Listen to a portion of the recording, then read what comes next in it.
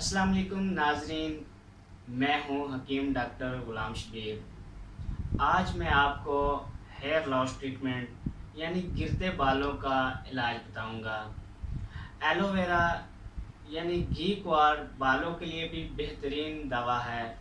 अगर आपको hair fall, dry Sikri का मसला है तो घी क्वार यानी एलोवेरा का गूदा 5 तोला हासिल करें।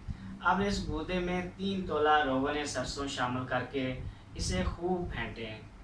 जब ये यकजान हो जाए, अब इस अमेज़े को बालों की जड़ों में लगाएं और 2 घंटे के बाद अगर बाल धोना चाहें तो धो लें।